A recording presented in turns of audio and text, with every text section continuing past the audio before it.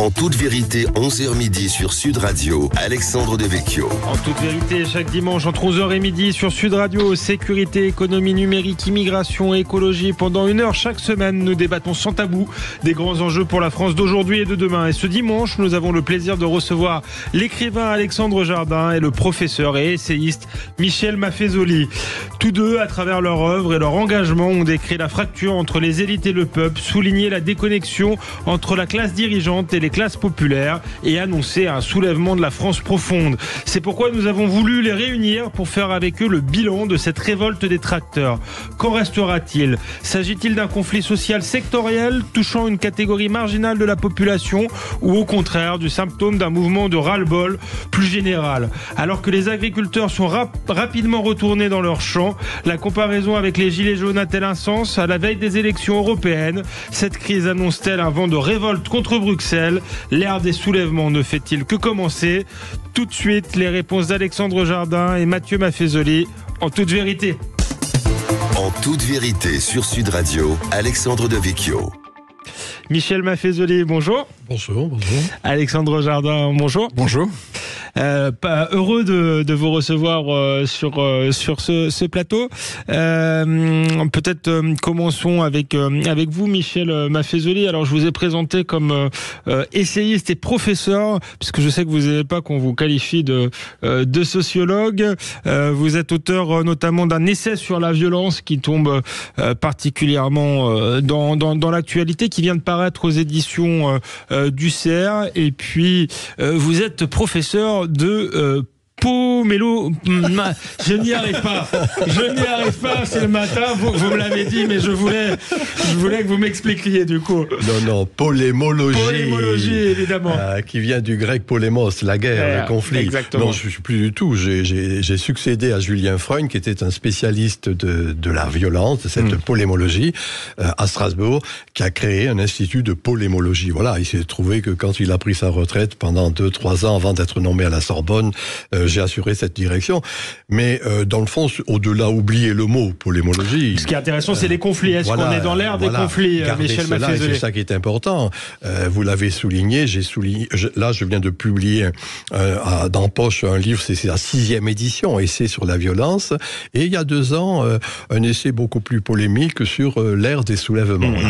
Moi, il me semble qu'on est dans un moment, vous savez que c'est mon dada, c'est de dire qu'on est en train de changer d'époque. On n'est plus dans la modernité, et les élites restent sur des grandes valeurs modernes, rationalisme, progressisme, individualisme, alors que ce qui est en jeu, le peuple, vit autre chose actuellement. Et donc, du coup, quand il y a un désaccord, un déphasage, des amours, trouvez les mots que l'on veut, eh bien, à ce moment-là, ponctuellement, il y a des soulèvements, des révoltes. C'était les jacqueries, c'était les chouanneries, c'était les séditions multiples qui régulièrement font jour. Alors ce furent les gilets jaunes, le convoi de la liberté, les jeunes qui se rassemblent pour des technivals ou autres fêtes de cet ordre.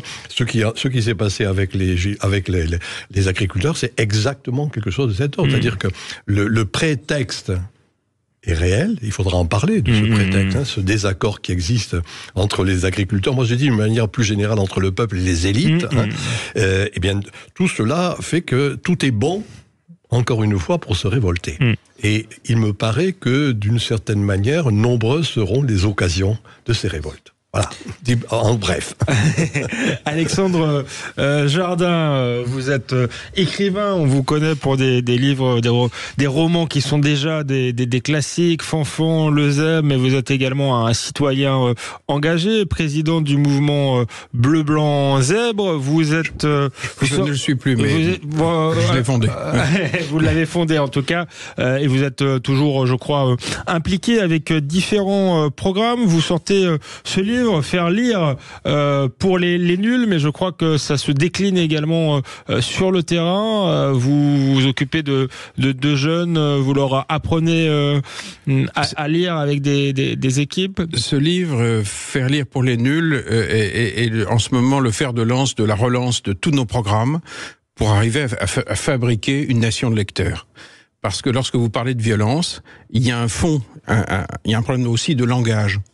Un jeune qui n'a pas de mots tape. Et derrière le chiffre des 30% d'enfants qui arrivent au collège sans maîtriser l'écrit, vous avez une pauvreté lexicale, une pauvreté de langage qui est la source de tous les dérèglements d'une société. Vous ne pouvez pas intégrer les nouveaux Français sans langage, vous ne pouvez pas lutter contre la violence. En fait, c'est le grand médicament social. Et pour ça, on a construit un programme, notamment, qui est un programme assez géant.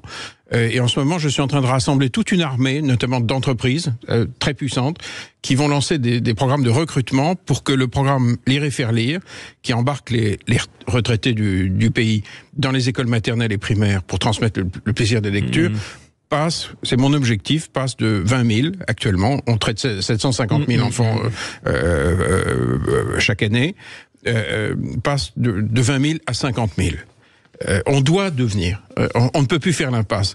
D'où ce livre, Faire lire, parce que c'est derrière tout ce que vous avez décrit, on ne s'en sortira pas. On ne peut pas s'en sortir si on ne devient pas un peuple de lecteurs.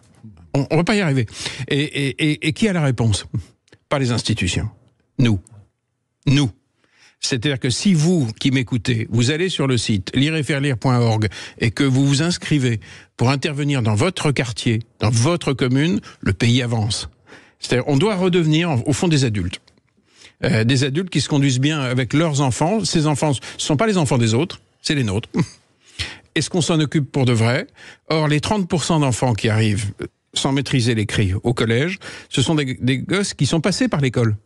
Mais l'école a glissé sur eux parce qu'on n'est pas parvenu à déclencher quelque chose de crucial pour pérenniser l'acquis scolaire, le plaisir. Et le plaisir, entre sapiens, ça se transmet. Il faut créer des occasions pour que nos petits pénètrent dans cette logique-là, dans ce plaisir-là, et ça marche. Au fond, on a besoin des anciens. On a besoin de refaire une alliance entre les générations, et Lire et faire lire, c'est le nom de ce combat, qui va bien au-delà de nos différences. On peut être d'extrême gauche, d'extrême droite, d'extrême centre, d'extrême ce qu'on veut. On a besoin d'avoir des enfants capables de parler. Donc des enfants lecteurs, des enfants écrivants, des enfants remplis de mots. C'est pour ça que je publie ce livre, et vous allez voir que là, dans l'année qui vient, on va monter des opérations de plus en plus massives et on va s'en sortir. On va parler effectivement des agriculteurs, mais je voulais vous faire parler de ce beau projet avant. Des agriculteurs dont on a pu remarquer, moi je trouve qu'ils étaient particulièrement lettrés. Pour le coup, il manquait pas de mots. Les journaux branchés les regardent parfois comme des bouseux, pardonnez-moi l'expression, mais on a vu qu'ils étaient très articulés, qu'ils savaient de quoi ils parlaient. Même question que pour Michel Maffezoli. Est-ce que c'est une révolte sectorielle? On va voir qu'ils ont des problèmes particuliers. Je crois que vous les connaissez bien, mais en même temps, est-ce que ça s'inscrit dans un mouvement beaucoup plus large? Vous avez été également proche des Gilets jaunes. Est-ce que vous voyez des points communs entre ces deux mouvements? Ils ont tous en face d'eux un monde suradministré, un monde fou.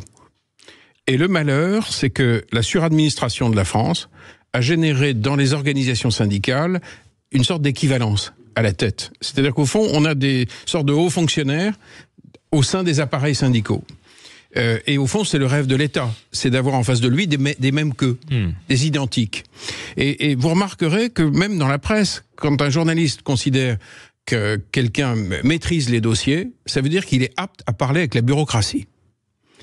Or, in fine, ce qu'on réclame toujours dans le débat public en France, quand il y a un mouvement, c'est qu'ils viennent avec des propositions pour s'insérer dans le débat technocratique. Et c'est là où ils ont perdu. Parce qu'au fond, à partir du moment où les propositions n'étaient pas politiques, mais techniques, technocratiques, les paysans perdaient. Parce que ce n'est pas leur monde. Et ce qu'ils réclamaient fondamentalement, c'est un changement culturel. C'est intéressant parce que vous considérez que c'est une défaite. Ils ont quand même obtenu des choses. Ils n'ont rien changé au système qui les broie. Ils n'ont rien changé au système tutélaire administratif qui pèse sur eux. Je vais vous prendre plein d'exemples. Mais ils sont en train de crever d'un système dont leurs élites syndicales viennent s'insérer. Et la c'est FNSEA terrible. particulièrement, on en parlera, parce que la coordination rurale était sur une ligne un peu différente. Oui, bien sûr. Mais derrière ça, il y a un problème culturel. Est-ce que toutes nos révoltes finissent par discuter avec des technocrates et demandent des réponses techniques, ou est-ce qu'on a besoin d'un changement culturel? Or, les paysans avaient eu une vraie demande culturelle, d'un changement systémique. Ils ne peuvent plus vivre sous tutelle administrative. Merci Alexandre Jardin, merci Michel Maffezoli. On continue à faire le bilan de cette révolte paysanne, à essayer de comprendre ce qu'elle dit profondément de la société française. Est-ce qu'elle s'inscrit aussi dans des conflits sociaux de long terme? On en parle avec Michel Maffezoli et Alexandre Jardin en toute vérité sur Sud Radio après une courte pause. En toute vérité, 11h midi sur Sud Radio, Alexandre Devecchio. Nous sommes de retour sur Sud Radio en toute vérité avec l'écrivain Alexandre Jardin et avec le professeur Michel Maffezoli. Nous faisons le bilan de cette révolte paysanne. Avant la pause, Alexandre Jardin nous disait qu'il s'agissait d'une révolte finalement contre la technocratie et que pour lui, le mouvement n'avait pas forcément eu gain de cause. Il rêvait en réalité d'une révolution culturelle, d'un changement de logiciel. Qu'on leur fasse confiance. Qu'on leur fasse confiance. Ils ont gagné 6 mois, selon vous, Alexandre Jardin. Mais malheureusement, il n'y a pas eu cette révolution, cette révolution par le bas. Le système normatif va continuer. Le robinet va peut-être un peu varier, mais qui va tenir le robinet? Eux ou la technocratie? Et ça n'a pas changé, quoi. C'est-à-dire qu'on leur a pas fait confiance. Ouais. Et Michel Maffezoli nous disait pendant la pause qu'il voulait réagir, justement qu'il était question à travers tout ça de la question du peuple, et il nous le disait, il n'osait pas le dire à l'antenne, mais je vais le dire pour lui, qu'on n'osait plus parler du peuple, on parlait de populisme, on trouvait que le peuple puait du cul, c'était son expression. Donc Michel Maffezoli, c'est un peuple qui pue du cul, mais qui veut se faire entendre aujourd'hui, auquel on a affaire. L'expression est un peu grossière. Disons, je voudrais dire par là qu'il y avait ce désaccord fondamental entre les élites et le peuple. Ouais, voilà, c'est tout. On a bien compris que c'est pas vous qui pensiez que ce sont les élites qui ont cette appréciation-là sur leur propre peuple. Je suis d'ailleurs, moi, un fils du peuple.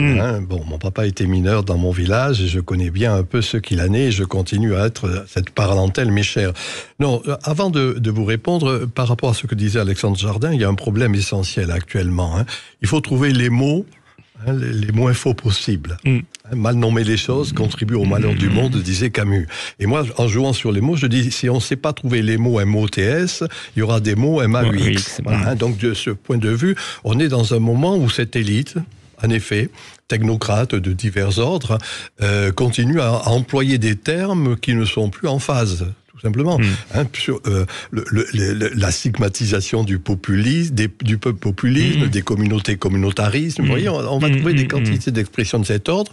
Et donc, il est important alors, quand il n'y a plus cette espèce d'accord, j'ai cité Camus, Platon le dit pareil, quand il y a une dégénérescence de la démocratie, il a ce qu'il appelle la fraude aux mots. Voilà. Et nous sommes dans ce moment-là. Et du coup, ces élites continuent, alors disons pour ce que nous concerne, énarques, technocrates ou leurs diverses modulations. Mais Bruxelles, c'est pas autre chose. On n'a fait qu'exporter l'État, en quelque sorte. Repose essentiellement sur une conception très verticale. Moi, je sais, toi, tu sais pas, tu te tais, en gros, si je caricature à l'extrême. Et donc, du coup, cela ne peut entraîner qu'à terme, ces révoltes, et celle qui s'est passée avec les gilets jaunes en son temps, avec les agriculteurs il y a quelques jours, pour moi, ne fait que traduire ce désamour fondamental. C'est pour ça que je dis ça va se multiplier. Alors, ça ne sera pas forcément encore les agriculteurs, ce sera peut-être autre chose, peu importe en la matière. Mais soyez attentifs, vous l'avez un peu souligné il y a un instant, au-delà de ce que pensent pas simplement la technocratie, même les journalistes qui avaient un mépris fondamental vis-à-vis de ce qui était dit. Moi, j'ai trouvé qu'il y avait au contraire à la fois un savoir incarné, le vrai savoir est incarné. Il vient de longue date, il est traditionnel, il s'inscrit dans la durée, mais il y avait quelque chose qui faisait qu'au contraire, ils exprimaient bien dans le sens simple du terme ce qui était en jeu. Alors voilà, on est dans ce moment-là. Si je puis encore rajouter une petite chose, un peu théorique, vous me coupez si ce que je dis est ennuyeux. Je vous écoute, moi je ne coupe jamais les invités, c'est une grande particularité de l'émission, c'est rare pour un journaliste, mais j'essaie de ne pas vous couper. Voilà, durant la modernité, celui qui savait imposer son savoir aux autres, c'est l'éducation, educare. Je te tire, tu ne sais pas, je vais te faire savoir. Ça c'est fini de diverses manières. Internet aidant, réseaux sociaux, qui fait que d'une certaine manière, la verticalité ne fonctionne plus. Et là, la transmission va se faire d'une autre manière, c'est ça la tradition, par l'initiation. L'initiation, à la différence de l'éducation, ne postule pas que tu ne sais pas, mais fait ressortir le trésor qui est tout un chacun. Et on est dans un de ces moments où il y a cette espèce de décalage. L'élite reste sur une conception éducative. Moi, je sais, toi, je ne sais pas. Alors que le peuple, lui, il sait ce que c'est que l'initiation. Et à ce moment-là, un économiste non négligeable qui s'appelle Vilfredo Pareto montrait que chaque 3-4 siècles, il y a un décalage de l'ordre que je viens de dire. Et à ce moment-là, il parlait de la circulation des élites. Vous voyez, c'est-à-dire, il faut que ça... Allez, casse-toi. Casse-toi, tu pues. Vous voulez dire que nous sommes dans une crise de régime. Peut-être, je pense que toute société, moi personnellement, vous ne serez peut-être pas d'accord, a quand même besoin d'une élite pour gouverner, mais il faut que cette élite soit en phase. Exactement. Et on a l'impression qu'elle l'est plus du tout. En gros, si vous voulez, chaque société a des élites, soyons clairs. Ceux qui ont le pouvoir de dire, ceux qui ont le pouvoir de faire, c'est ça l'élite. Il se trouve que, voilà, ce qu'on appelle la modernité, qui a commencé avec le XVIIe siècle, a fait son temps. Et ces élites, le discours des technocrates sous leurs diverses modulations le montre, continue à rester sur ces valeurs. Progressisme, rationalisme, individualisme. Et il se trouve que on revient à la communauté.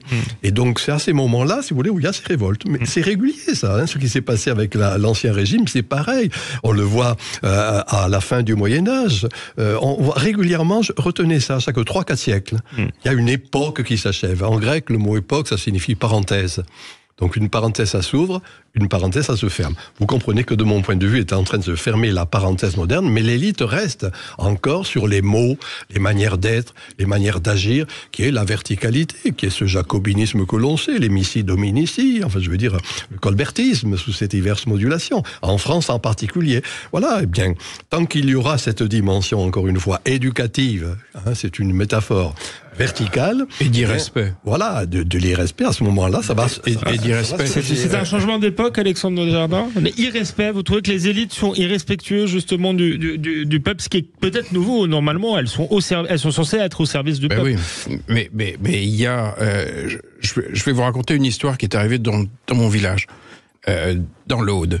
J'arrive un jour à la boulangerie et je vois une effervescence, un énervement. Le maire qui, dans l'Aude, est un fils de chevrier, avait réussi à mettre la main sur un troupeau de 500 chèvres pour venir nettoyer les sous-bois, la garrigue, contre le feu. Donc il était très content et il reçoit un papier de l'ONF avec un coup de tampon de la préfecture, interdiction du transport des chèvres. Parce qu'il y a un écolo de bureau qui a déclaré que la chèvre était hostile au pissenlit bleu ou je ne sais quelle plante, et que donc il fallait pas de chèvre. Donc il téléphone à la préfecture, il dit vous êtes dingo, si on nettoie pas les sous-bois, qu'il y a le feu, votre pissenlit, il va flamber.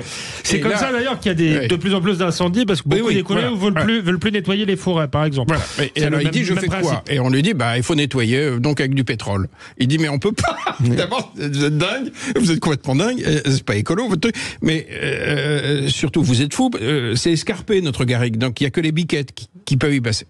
Bref, sac de nœuds, pas de chèvres, parce que l'administration a décidé que ça fait 3000 ans que en territoire méditerranéen on envoie des chèvres. Non, il y a un mec dans un bureau hors sol, physiquement hors sol, qui décide.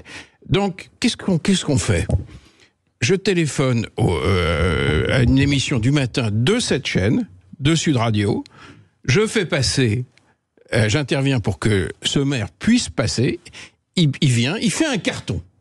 Il y a un journaliste du Figaro qui écoutait, qui fait une demi-page le lendemain, la guerre des chèvres. le surlendemain, un JT de TF1 et de France 2, la préfecture revient à la queue basse et on négocie. Et vous voyez bien que c'est pas un système de gouvernance. Oui, c'est une folie. C'est n'importe quoi. Et la semaine dernière, en sortant d'une chaîne info, je croise le maire de Béziers qui me dit moi aussi j'ai un problème de chèvre parce que j'ai des garrigues et j'ai demandé à avoir un troupeau pour nettoyer la garrigue. J'arrive, il y avait 5 chèvres et je dis où est le troupeau? Et on lui dit on peut pas parce que si on fait venir la 6e chèvre, on doit basculer dans un statut d'exploitant agricole. Et là, il y a 8 mètres cubes de dossiers à remplir. Tout à coup, on change de planète pour la 6e chèvre. Donc là, je prends des exemples extrêmement basiques. Parce qu'on a beaucoup parlé des normes, mais elles s'incarnent de manière concrète. Mais vous très le voyez concret. auprès des mais paysans. Là, je vous ai cité des exemples comme ça. Mais la ruralité, les maires dans la ruralité, les exploitants se retrouvent dans un système qui est proprement parlé invivable. Parce que vous les placez en permanence dans un monde absurde, dans un monde incohérent, même incohérent, parce que toutes ces normes s'affrontent. Et vous avez des zig en haut qui disent « oui, mais moi je sais ». Or, ce que j'espérais derrière ce mouvement, c'est que à la fois on allait régler la question du revenu, parce qui était quand même l'urgence sociale, la question du revenu, mais surtout qu'on allait, à un moment donné, ils allaient foutre suffisamment de pression pour que le système même change. Et changer, ça veut dire quoi? Je vais vous prendre l'exemple d'une profession qui s'autogère. Les notaires. Pourquoi ils sont solides financièrement? Parce que l'État s'en occupe pas. Ils sont responsables entre eux financièrement, donc ils ont mis en place, au sein de leur profession, un système de contrôle qui est beaucoup plus sévère d'ailleurs que si ça avait été public. Mais sauf que il n'est pas absurde puisqu'il est géré par eux-mêmes. Donc si la question des normes était gérée en France par ceux qui doivent vivre avec, ceux qui doivent les appliquer, vous voyez bien qu'on changerait de système. Au fond, il faut passer à une révolution de la confiance. Une révolution de la confiance, eh bien on en parlera après une courte pause sur Sud Radio, en toute vérité, toujours avec Alexandre Jardin et avec Michel Maffezoli. On parlera également de l'Europe, parce que les normes ne sont pas seulement françaises, elles sont aujourd'hui européennes. À tout de suite sur Sud Radio, en toute vérité, avec Michel Maffezoli et Alexandre Jardin. En toute vérité, 11h midi sur Sud Radio, Alexandre Devecchio. Nous sommes de retour sur Sud Radio avec Alexandre Jardin et Michel Maffezoli pour parler de la révolte des paysans, d'en faire le bilan, de savoir si elle s'inscrit aussi dans une fracture plus large entre le peuple et les élites. On va parler notamment de Bruxelles et de l'Europe, parce que leur colère est dirigée contre cette Union européenne lointaine, peu démocratique, très technocratique. Mais Michel Maffezoli voulait aussi qu'on parle un peu d'écologie, parce qu'il est vrai qu'on parlait tout à l'heure des normes qui sont imposées aux paysans, aux agriculteurs. Elles sont souvent imposées au nom de l'écologie. Et vous avez écrit sur l'écologie, vous faites la différence entre ce que vous appelez l'écologie de la terreur et l'écosophilie. Vous pouvez nous en dire plus, Michel Maffezoli ? Quelques mots. Tout d'abord, Bruxelles, puisqu'on parle de Bruxelles, j'ai dit tout à l'heure, je le redis, on n'a fait qu'exporter l'État. C'est-à-dire cette structure, encore une fois, verticale. Et la vraie violence, voyez-vous, c'était ma thèse d'État dans les années 70. C'était la violence totalitaire, c'est la violence de l'État. Qui impose un totalitarisme, une idéologie du service public qui a pris le public à son service, si je le dis comme ça. Voilà un peu ce qui est en jeu. D'abord dans l'État français, et maintenant on ne fait qu'exporter cet État français à Bruxelles. Dans cette exportation, il y a ce pour moi, la vraie violence, elle est là. C'est pas la violence des gilets jaunes, c'est pas la violence des agriculteurs, c'est pas la violence des jeunes, etc. Non. Qui n'a pas eu lieu, d'ailleurs. Exactement. D'une part, il y a fort longtemps qu'il y a eu 2 meurtres dans je me souviens, dans l'Aude, oui, enfin. Oui, le mouvement des agriculteurs a été quand même très pacifique. Très pacifique, il faut le souligner. Très pacifique. Et soyons clairs, même les gilets jaunes, on a pu en dire beaucoup de mal de ces gilets jaunes. Pour moi, c'était une forme de soulèvement qui mérite attention. Voilà. Mais alors c'est là où moi je fais une distinction. C'est-à-dire qu'il se trouve qu'il y a une contamination de quelque chose qui est assez peu représentatif, l'écologie. L'écologie, c'est une nouvelle idéologie et il suffit de voir en quelque sorte ce qui sont les écologistes en France, totalement désincarnés. Ils ne participent pas à la chair du monde, à la chair du peuple, etc. Et c'est eux qui imposent des solutions très abstraites qui ont entraîné cette révolte, il ne faut pas l'oublier. Alors, à l'opposé de cela, moi je rends attentif, peu importe au néologisme que je propose, écosophie. L'écologie, restons dans le grec, l'écologie c'est le savoir sur oikos, la maison. C'est ça, j'impose quelque chose. Alors que l'écosophie, c'est une sagesse, vous voyez, une sensibilité. Et on voit combien dans de nombreux villages, les écologies, ça ne marche pas, en termes même de vote ou des éléments de cet ordre, on ne s'y reconnaît pas, alors que cette sensibilité écosophique, c'est-à-dire quelque chose qui est attentif à la terre, aux plantes, aux animaux, etc., qui fait qu'il y a non pas une domination d'un sujet sur un objet, la nature, mais une interaction. Et ce qui est manifeste dans les agriculteurs en particulier, c'est que eux vivent cette interaction, vivent le fait que d'une certaine manière, on ne peut pas imposer par en haut. Voilà, en gros, pour moi, quand on parle de violence, inversons le problème. Et disons que la violence vient d'abord de l'État. Dans cette espèce de ça dépend peut-être aussi des cas. Dans ce cas-là, c'est sans doute manifeste. Alexandre Jardin, vous habitez à la campagne en partie. Comment vous expliquez que les écolos électoralement font leur meilleur score en ville et ils font des scores pratiquement nuls à la campagne? D'ailleurs, je crois que Jadot est parmi les candidats à la présidentielle celui qui a fait le plus faible score chez les agriculteurs. Parce que quand vous raisonnez dans un cadre vertical, la question c'est la conquête du sommet. Donc vous raisonnez pas à partir du terrain. Et comme on a conservé cette structure mentale qui correspond à notre structure politique, quand on développe un discours écolo, on fonce vers le haut. Parce que c'est notre schéma mental. Et si vous foncez vers le haut, vous aboutissez à des normes. Et non pas des pratiques. Or, ce sont les pratiques écolo qui sont importantes, et non pas les normes. Parce que les normes, elles viennent d'en haut, elles sont désincarnées. Mais moi, ce que je souhaite pour nos paysans, pour nous tous, c'est que la prochaine fois qu'ils sortent les tracteurs, parce qu'ils vont forcément ressortir, puisque les systèmes sont restés intacts. Je vous prends un exemple tout bête. Si vous restez dans le système actuel, et là, il n'a pas bougé d'un iota. La transposition des normes européennes, par exemple. Qui l'a fait? Les paysans ou les technos? Vous voyez bien que c'est pas du tout la même chose. Ce qu'on appelle la surtransposition, elle n'est jamais venue d'un paysan. Elle vient d'un techno.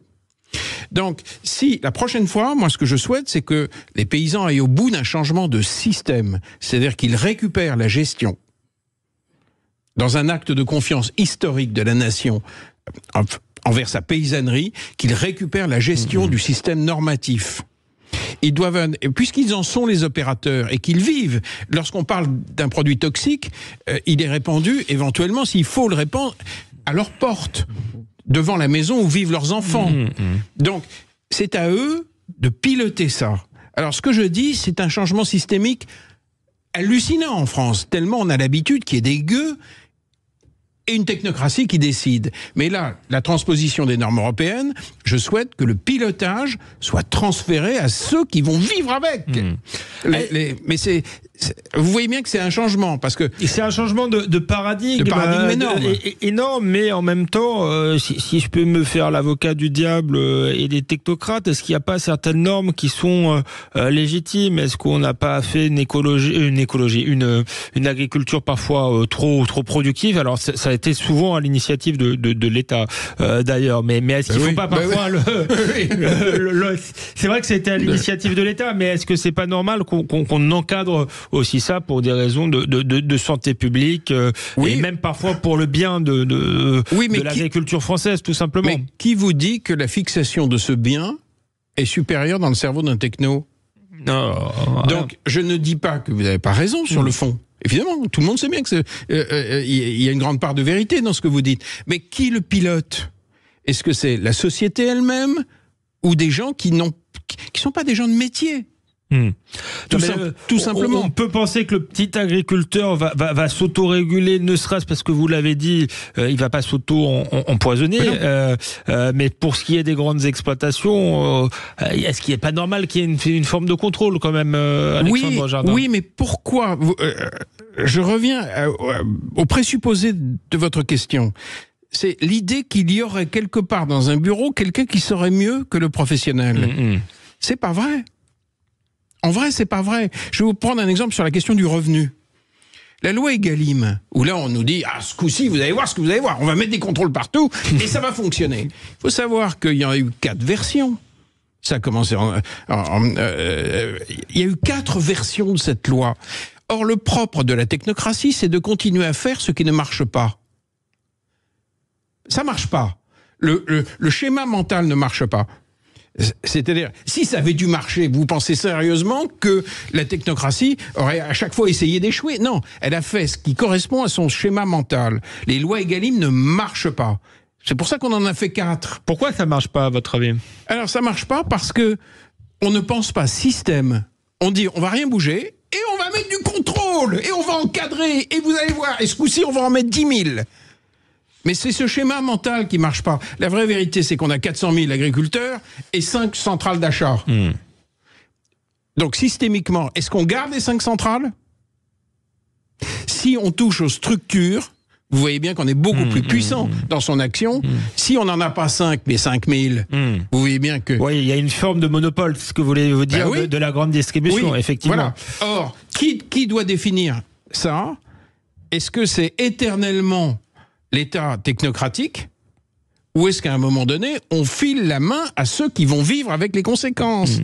Le débat que je soulève, je ne veux pas que ce soit un intellectuel parisien qui le tranche. Je ne veux pas que ce soit un technocrate. C'est ceux qui vont vivre avec. Parce qu'après, ils vont devoir négocier. J'ai vu sur les réseaux, par exemple, des négociations hard entre des paysans, je ne me souviens plus où c'était, et un hypermarché, où localement ils négociaient. Mais ils négociaient dans le rapport de force physique, parce que les tracteurs étaient là, que la grande distribution leur impose de manière moins physique, mais tout aussi violente, habituellement. Et c'était complètement décentralisé, ça se gérait localement. Ils sont arrivés à un point d'équilibre. Alors, je ne fais pas l'éloge de ce genre de choses. Ce que je dis, c'est que nous devons changer de système. On ne peut pas laisser... Et je reviens au présupposé de la question que vous m'avez posée.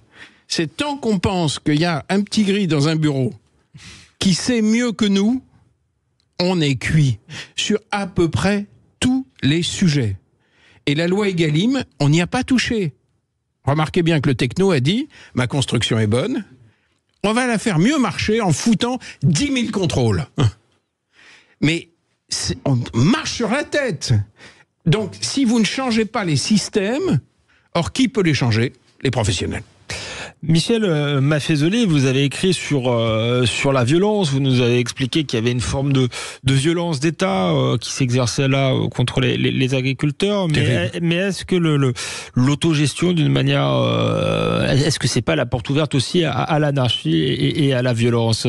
Et est-ce qu'on n'est pas là aussi avec un État qui s'occupe de tout, effectivement, mais qui ne s'occupe aussi plus des choses essentielles dont il avait la charge? Un grand théoricien qui était un grand géographe, qui s'appelait Élisée Reclus, qui est connu pour avoir fait une œuvre importante en géographie, en même temps était anarchiste. Il disait l'anarchie, c'est l'ordre sans l'État. Voilà ma réponse déjà. L'ordre sans l'État. Il y a un ordonnancement des choses sans qu'il y ait cette verticalité. Voyez-vous, permettez-moi par rapport à ce que vous venez de dire, Alexandre Jardin... Ça peut être la loi du plus fort aussi. Oui, moi... Non, l'esprit mutualiste. Vous avez oublié de dire, puisque j'ai été un peu sociologue, que j'ai occupé la chaire d'Urkheim à la Sorbonne en son temps. Ah, vous l'avouez, vous avez été un peu sociologue quand même. Très peu. Beaucoup de mes chers collègues ont contesté cette qualité. Mais Durkheim avait une très belle idée, il disait « La loi suit les mœurs ». C'est-à-dire que si on est enraciné dans les mœurs, eh bien qu'on peut faire une loi. Actuellement, il y a un tel désaccord entre la loi et les mœurs, dans le sens simple du terme, les mœurs, bien qu'entraîne ces révoltes. Je voudrais dire un mot. Oui, vous avez une seconde, mais après, il y a la dernière partie où vous pourrez développer. Je vais faire une nuance entre pouvoir et puissance. C'est un teaser. Michel Maffezoli va dire quelque chose de très important durant la dernière partie de cette émission. De très important, comme toujours, parce que c'est toujours passionnant de vous avoir. Merci Michel Maffezoli, merci Alexandre Jardin. On se retrouve sur Sud Radio en toute vérité après une courte pause et on poursuit ce débat sur la technocratie, sur la révolte du peuple contre les élites. En toute vérité, 11h midi sur Sud Radio, Alexandre Devecchio. Nous sommes de retour sur Sud Radio avec Alexandre Jardin et Michel Maffezoli. Nous faisons le bilan de cette révolte paysanne. Nous expliquons qu'elle s'inscrit finalement dans un mouvement plus vaste de colère, notamment des classes populaires contre leurs représentants. Michel Maffezoli, je vous avais interrompu. C'est rare, mais la pause, c'est obligatoire. Donc j'ai été obligé de vous couper. Je m'en excuse et je vous laisse donc voilà, vous aviez une idée que vous vouliez absolument défendre et donc je vous écoute. Nous vous écoutons. D'abord, vous ne m'avez pas coupé. Vous gérez, c'est normal, et je trouve que le débat est fort intéressant. Des idées. On a une idée dans sa vie, disait Heidegger. Moi, j'ai eu une idée dans ma vie, dans tous mes livres. C'est le rapport qui existe entre le pouvoir institué et la puissance instituante. Quand ça marche, c'est l'idéal démocratique qui s'est élaboré au 19e siècle. Il y a un accord. La puissance de base se reconnaît dans le pouvoir institué.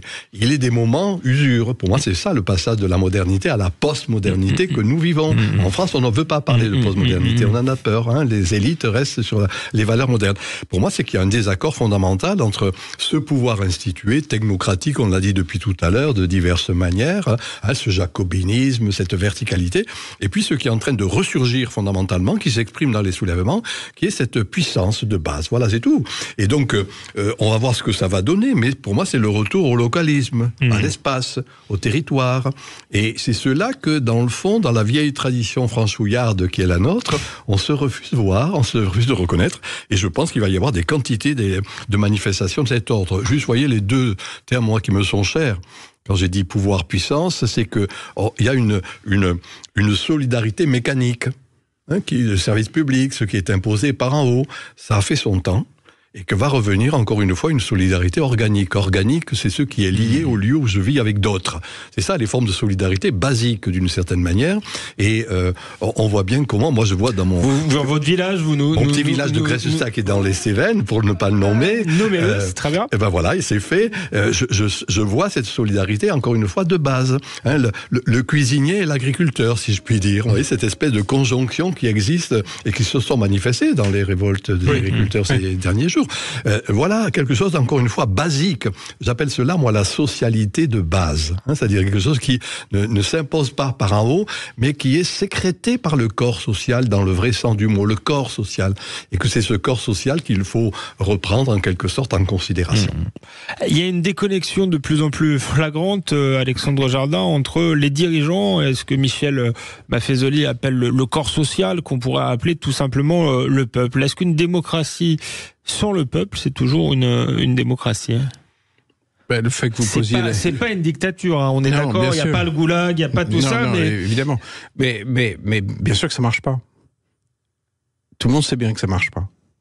Et aujourd'hui, quand vous avez une révolte aussi puissante, si elle aboutit à des mesures, et non pas à des changements de système, elle n'avance pas. Donc elle va se reproduire. Quand on a tous entendu le Premier ministre dire « Oui, mais il va y avoir un choc de simplification », si vous demandez à la technostructure qui fabrique la complexité de revenir sur sa propre complexité, c'est comme si vous demandiez à un alcoolique de gérer la question de l'alcoolisme en France. Vous voyez bien que c'est complètement surréaliste. Pourtant, le gars, face à une caméra, vous tient des paroles qui sont démentes. Mais totalement démente. Demander à l'administration de faire de la simplification, on est chez les fous. Parce que c'est un problème de système. Donc, est-ce que, à l'issue de chacune de nos révoltes, on est capable de changer nos systèmes et pour aller vers ce que vous appelez un monde plus organique? Et notamment, moi, je crois beaucoup, parce que j'aime beaucoup ça, à l'esprit mutualiste, parce qu'il est responsabilisant.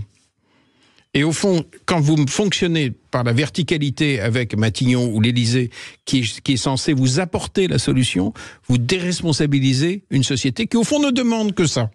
C'est à rentrer dans des mécanismes responsabilisants. Donc, la prochaine fois qu'ils vont sortir les tracteurs, parce qu'il y aura une prochaine fois, mécaniquement, puisqu'on n'a pas touché les systèmes, et vous verrez qu'après le petit choc, la petite bulle de simplification, les mêmes administrations vont vous remettre des trucs anti-chèvres. Je veux dire, parce que quand vous n'arrêtez pas un système, il continue à fonctionner. Donc, est-ce qu'on est collectivement capable de changer nos systèmes ? Là, c'est raté. Là, il y a eu une bulle financière pour accompagner en soins palliatifs. Mais il ne faut jamais oublier que les intelligents à Paris qui sont censés avoir pensé notre politique agricole ont détruit notre puissance. C'est qu'ils n'ont pas été ultra efficaces. Non mais donc est-ce qu'on change nos systèmes ? Est-ce qu'on est capable de se faire confiance entre nous ?